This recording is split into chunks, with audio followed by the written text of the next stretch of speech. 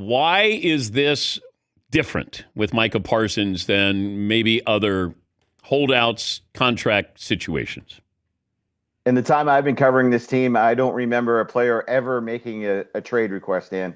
And I asked people who've been around longer than me if they remember one, even early in Jerry's time or even going back to Landry, and no one could really think of one. So that's what makes this different.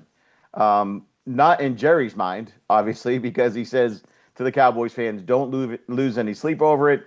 And is this just all part of the negotiation? I don't know if Mike is losing any sleep over it, but you could see on his face as he was watching practice, really not engaged at all for the first time, that he's pretty frustrated and discouraged by this thing. But Jerry is going to sign him, right? I mean, tell me the last time a Cowboy star player has not signed that Jerry has not kept. It took Emmett missing 2 games and the Cowboys going 0-2 in '93 for that deal to get done. We know the Dak deals have taken time here the last couple negotiations that Dak has had. We saw CeeDee Lamb's negotiation take through almost the end of August last year. But again, none of those guys said, I don't want to be here anymore. None of those guys talked about the repeated shots that they feel the organization has taken against him. That's what makes this different. And that's what makes it different in my mind from even Myles Garrett's trade request from Cleveland back in February. It never said anything about the organization itself other than I want to win a Super Bowl.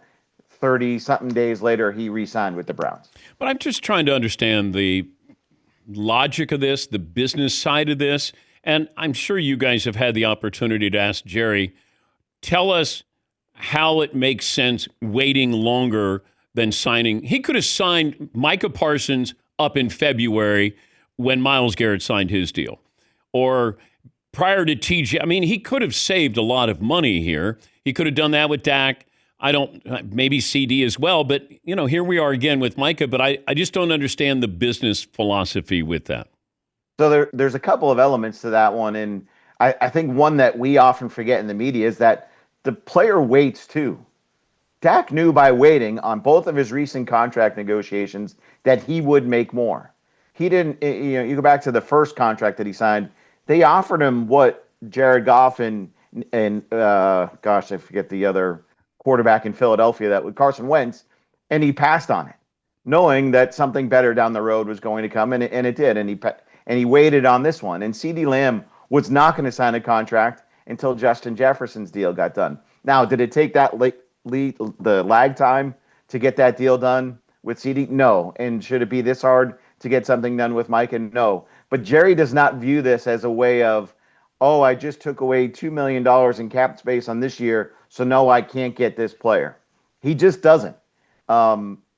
We can throw the numbers and the math at him, but he always believes that if I want to get a guy, however good he is, I can create the cap space on any of these deals and go get a guy. But again, the Cowboys don't view free agency the way some teams do, where they go sign big name guys. So he just does not think it's that big of a deal.